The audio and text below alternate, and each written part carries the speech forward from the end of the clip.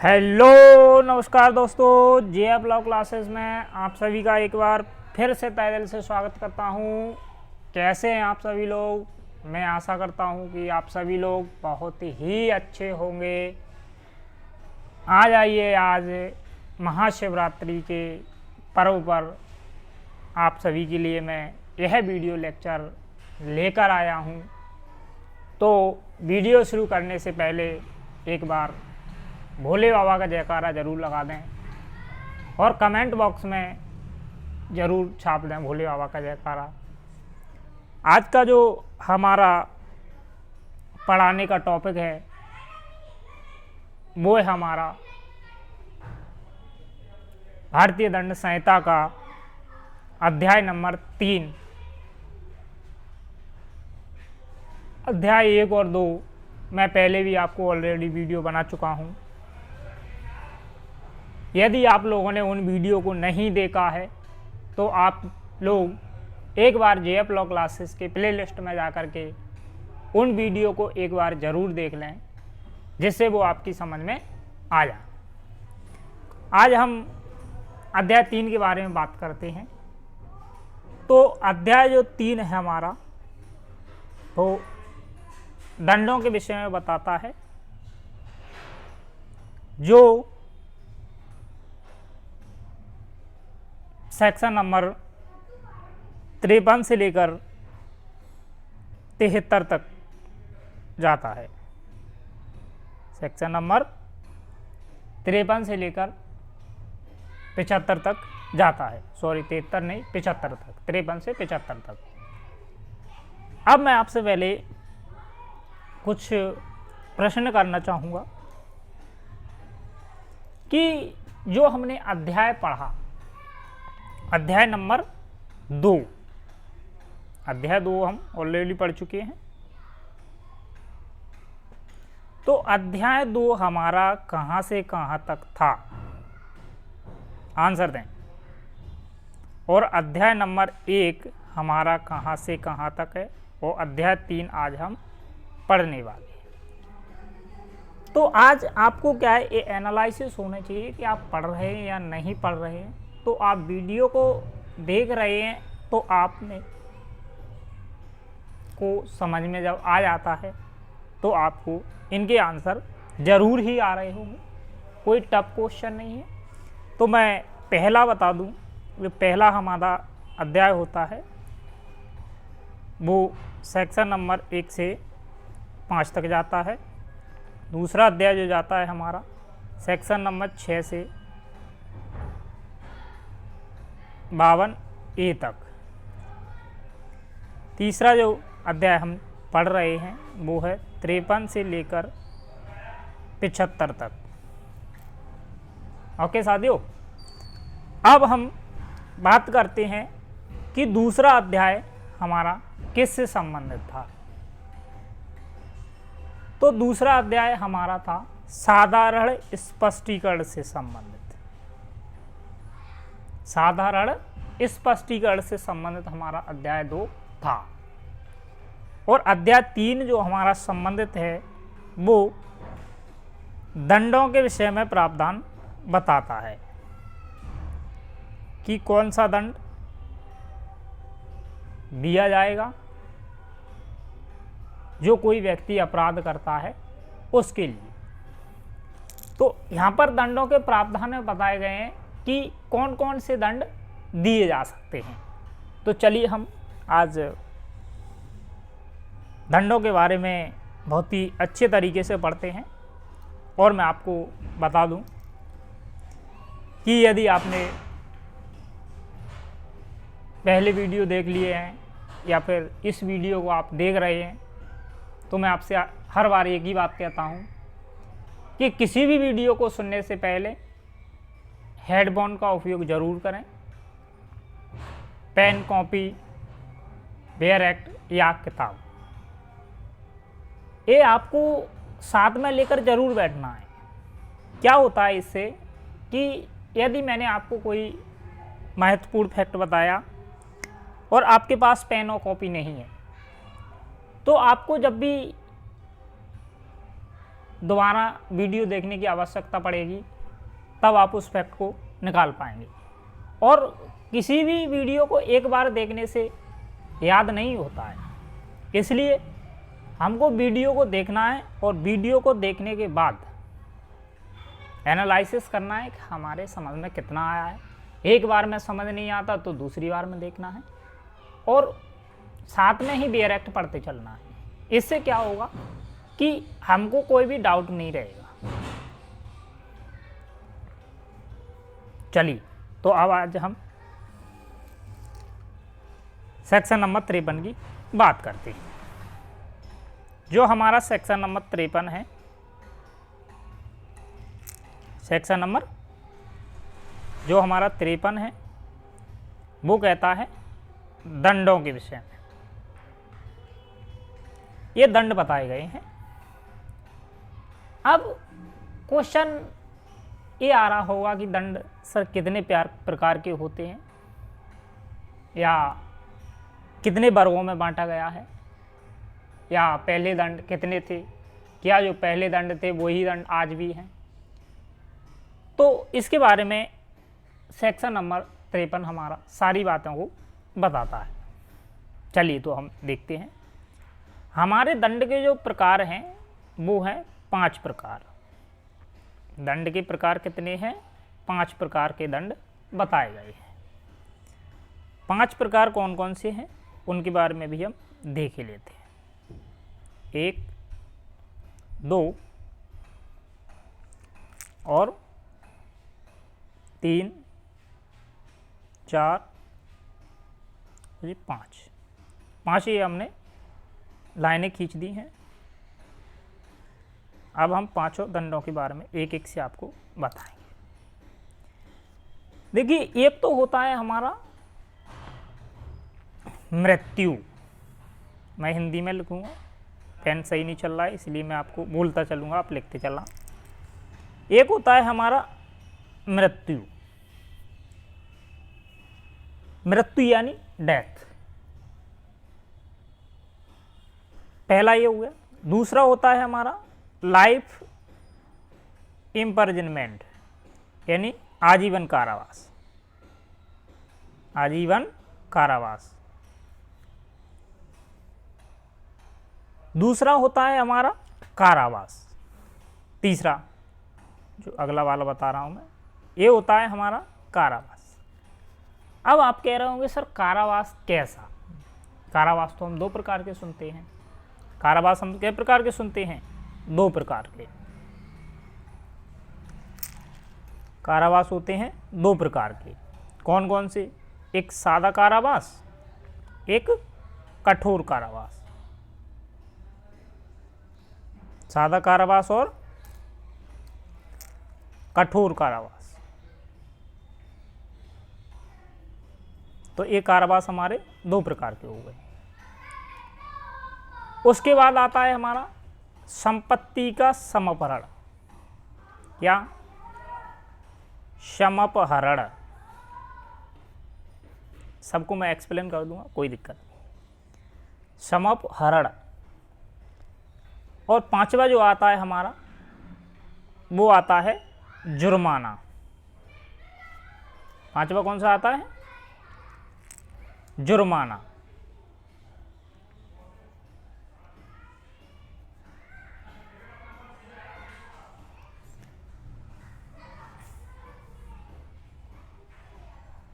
पांचवा हमारा जुर्माने के बारे में बताता है कि जुर्माना कितना होगा, क्या दिया जाएगा, इसके बारे में हमारा 5वां वाला दंड प्रावधान करता है। अब हम एक एक से इनको समझ लेते हैं कि मृत्युदंड कब दिया जाता है, आजीवन कारावास क्या कब दिया जाता है और कारावास कब दिया जाता है, संपत्ति का समापहरण कब होता है और जुर्माना कब लगता है। सबसे पहले बात करते हैं हम मृत्युदंड की। तो जो मृत्युदंड मिलता है वो मिलता है विरल से विरल मामलों में, मतलब जहाँ बहुत ही गंभीर मामला हो वहाँ मृत्युदंड दिया जाता है। सर गंभीर कैसा? देखिए, ऐसे किसी व्यक्ति ने किसी अन्य व्यक्ति की हत्या कर दी तो ये कैसा मामला है? गंभीर मामला है। या फिर मान लीजिए कि कोई ने व्यक्ति ने राज्य सरकार के विरुद्ध अपराध कर दिया तो ये गंभीर मामला है। तो इत्यादि उदाहरण इसके देखने को हमको मिलती हैं। रेप से संबंधित मामले हैं, गैंग रेप से संबंधित मामले हैं, इत्यादि उदाहरण हम लिख सकते हैं। अब आता है हमारा आजीवन कारावास। तो आजीवन कारावास उससे छोटे अपराधों में दिया जाता है। जहाँ तक मृत्युदंड गंभीर मामलों में नहीं दिया जाता, वहाँ पर आजीवन कारावास दिया जाता है। अब सर आजीवन कारावास का मतलब क्या होता है? आजीवन का मतलब होता है जब तक आपकी मृत्यु ना हो जाए तब तक आपको जेल में ही रहना है, वहीं की आपको रोटियां खाना है। कब तक सर? जब तक आपकी मृत्यु ना हो जाए। ठीक है। और जो आजीवन कारावास होता है वो कठोर कारावास होता है। कठोर यानी सश्रम। अब बात करते हैं सर हम कारावास की। तो कारावास होता है हमारा दो प्रकार का। तीसरा वाला पॉइंट बता रहा हूं मैं आपको। तो कारावास होता है हमारा दो प्रकार का, एक सादा कारावास, दूसरा कठोर कारावास। अब जो सादा कारावास होता है वो नॉर्मलता दिया जाता है और कठोर कारावास भी थोड़े बड़े अपराधों में दिया जाता है, जिनको आजीवन कारावास हो जाता है, या फिर कोई और थोड़ा गंभीर अपराध करते हैं उनके लिए कठोर कारावास दिया जाता है। अब सर संपत्ति समर्पण का मामला क्या है? जो आप पनिशमेंट बता रहे हैं या दंड बता रहे हैं वो संपत्ति समर्पण का मामला क्या है? जब कोई व्यक्ति जाएगा तो जेल में भोग के आएगा तो फिर वो संपत्ति का समर्पण क्यों कराएगा अपनी का? तो देखो मैं आपको बता दूं कि संपत्ति का समर्पण, मान लीजिए किसी व्यक्ति को आजीवन कारावास हुआ है और उस पर 1 लाख का जुर्माना लगा है। अब वो व्यक्ति क्या है, जीवन तक जेल तो गया ही गया, मृत्यु तक जेल में ही रहेगा वो। अब उसको जो जुर्माना है ना, वो व्यक्ति क्या करता है, बहुत शातिर है, तो वो जुर्माना भरने को तैयार नहीं है। जो व्यक्ति जेल में जीवन भर रहेगा वो जुर्माना क्यों भरेगा? नहीं भरेगा।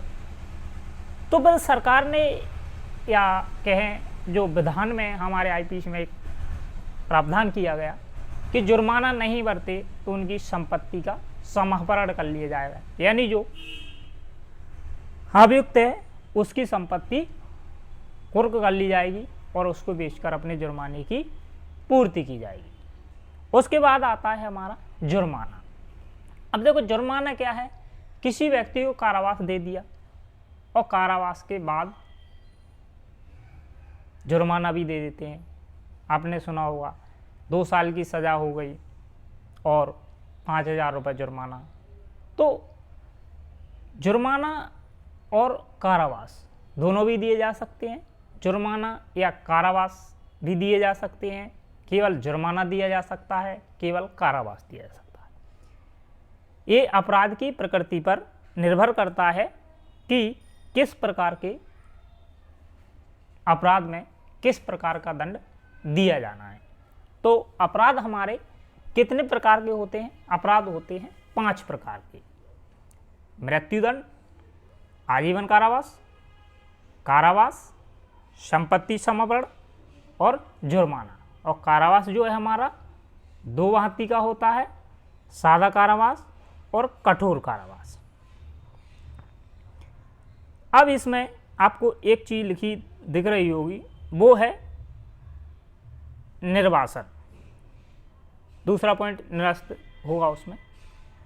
तो जो निर्वासन शब्द है हमारा, उसको 1949 में हटा दिया गया और 1949 में उस निर्वासन के स्थान पर आजीवन कारावास जोड़ दिया गया।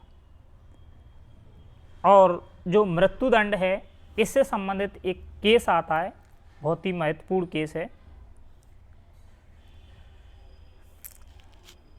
वो है बच्चन सिंह बनाम पंजाब राज्य। बच्चन सिंह बनाम पंजाब राज्य। बच्चन सिंह बनाम पंजाब राज्य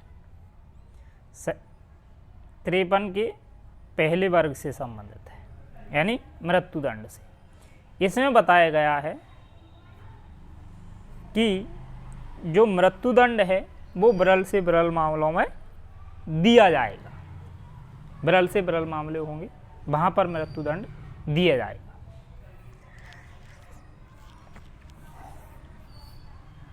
अब ये तो हमने साधारण दंडों के बारे में प्रावधान पढ़ लिए। अब हम आगे का सेक्शन पढ़ते हैं। सेक्शन नंबर कौन सा? 54 यानी 54।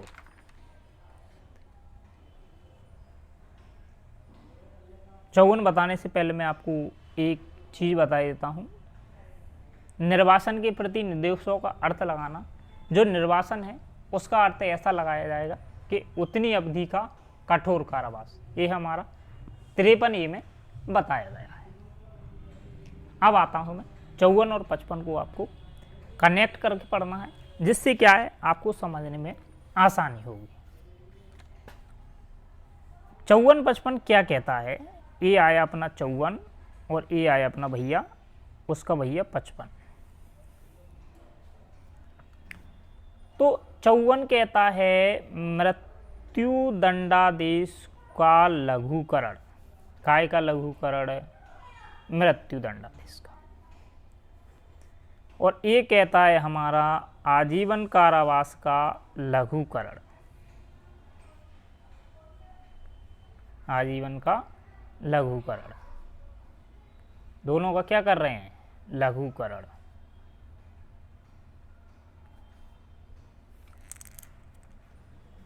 अब लघुकरण कौन कर सकता है? तो लघुकरण कर सकता है समुचित सरकार। समुचित सरकार का क्या अर्थ है? लघुकरण कौन कर सकता है? समुचित सरकार। अब लघुकरण समुचित सरकार कर रही है, तो क्या ऐसे ही लघुकरण किया जाएगा? या किसी व्यक्ति को मृत्युदंड दिया जा रहा है तो उससे कह दिया जाएगा जाए आपको हमने क्षमा किया। तो लघुकरण करती है समुचित सरकार अपराधी की सहमति के बिना। इसमें अपराधी की सहमति नहीं ली जाती कि हम आपको छोड़ें या ना छोड़ें, बिना अनुमति के। किसकी? अभियुक्त की। जो अपराधी है उसकी सहमति के बिना समुचित सरकार मृत्युदंड या आजीवन कारावास को कम कर सकती है। कम यानी लघुकरण कर सकती है। अब जो मृत्युदंड को कम किया जा सकता है तो वो कितने तक कम किया जा सकता है, ऐसा कुछ इसमें नहीं बताया गया है। लेकिन जो आजीवन कारावास है तो इसके जो लघुकरण की बात की गई है, तो समुचित सरकार कहती है कि आप हम लघुकरण तो कर रहे हैं, यदि आपको आजीवन कारावास मिला है फिर भी आपको 14 साल तो जेल काटना ही पड़ेगी। कितने साल? 14 साल। 14 साल आपको जेल में रहना पड़ेगा, उसके बाद आपको छोड़ दिया जाएगा। तो लघुकरण LI का कितना किया जा सकता है? 14 वर्ष। इससे कम नहीं कर सकती। अब मैंने आपको बताया एक कि समुचित सरकार, तो समुचित सरकार के बारे में जो बताया गया है वो बताया गया हमारा सेक्शन नंबर 55A। 55A तो समुचित सरकार से अभिप्रेत है कि केंद्र के संबंध में केंद्र सरकार और राज्य के संबंध में राज्य सरकार, यानी केंद्र सरकार और राज्य सरकार दोनों समुचित सरकार बनती है। अब आपके मन में एक क्वेश्चन और आ रहा होगा कि सर ये जो लघुकरण होता है तो क्या समुचित सरकार अपने मन से ही कम कर देती है या लघुकरण कर देती है? तो नहीं, इसके लिए आवेदन करना होता है अपराधी को, फिर सरकार इस पर विचार करती है और देखती है कि लघुकरण किया जाना चाहिए या नहीं किया जाना चाहिए, तो उस आधार पर लघुकरण किया जाता है। अब आता है हमारा सेक्शन नंबर 57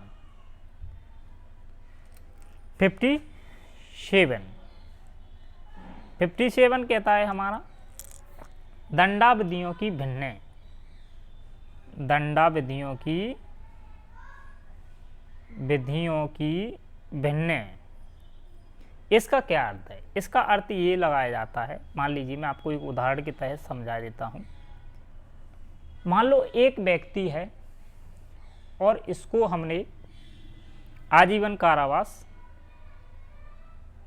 से दंड दे दिया है। कितना पनिशमेंट दिया है? आजीवन कारावास। और उस पर जुर्माना लगाया गया है 1 लाख रुपए।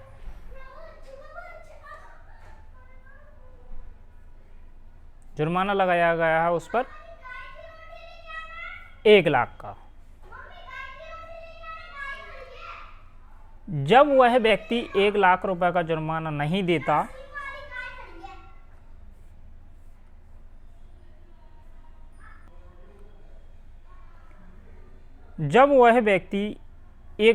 नहीं देता जुर्माने के, तो यह देखा जाता है कि जो LI है यानी लाइफ इम्प्रिजनमेंट है, उसका अर्थ गणना में 20 वर्ष गिना जाता है। कितने वर्ष गिना जाता है? 20 वर्ष। अब 20 वर्ष ये किस लिए गिना जाता है? ये इसलिए गिना जाता है यदि किसी व्यक्ति को आजीवन कारावास और जुर्माना दोनों से दंडित किया गया है, आजीवन कारावास और जुर्माना, और वो व्यक्ति जुर्माना नहीं देता है, तो जुर्माना 1/4 उसको अतिरिक्त कारावास दे दिया जाता है। तो LI की जो गणना की जाती है वो 20 वर्ष तक तुल्य गिना जाता है। इसका एक केस है गोपाल विनायक गॉडसे बनाम महाराष्ट्र राज्य। इस केस में बताया गया है कि LI का जो अर्थ होता है वो मृत्यु तक जेल होना होता है। तो आज का वीडियो यदि आप लोगों ने देखा हो पूरा, तो मैं आशा करता हूं कि आप सभी की समझ में बहुत ही अच्छी तरह से आ गया होगा। और यदि वीडियो आपकी समझ में आ गया है तो वीडियो को लाइक कर दें। बेल आइकॉन इम्प्रेस नहीं किया है तो बेल आइकॉन दबा लें, और चैनल सब्सक्राइब का तो मेरा एक ही वो है कि आप JF लॉ क्लासेस के परिवार के सदस्य हैं, तो आप बेल आइकॉन तो अपने आप ही दबा लेते हैं और चैनल को सब्सक्राइब भी आप अपने आप ही कर लेंगे। यदि आपको वीडियो अच्छे लग रहे हैं तो देखते रहिए हमारे JF लॉ क्लासेस पर। सारी वीडियो आपके लिए निःशुल्क उपलब्ध कराई जा रही हैं, और आपने यदि पिछले वीडियो को नहीं देखा है उस पर जो कि हमने अध्याय 1 और 2 समाप्त कर दिए गए हैं, तो आप उन वीडियो को भी आप लोग JF लॉ क्लासेस की प्लेलिस्ट में जाकर वहाँ पर प्लेलिस्ट में जाएंगे, वहाँ पर इंडियन पेनल कोड 1860 में क्लिक करना और वहाँ पर आपको सारी वीडियो उपलब्ध मिल जाएंगी। धन्यवाद। आज का वीडियो समाप्त करते हैं।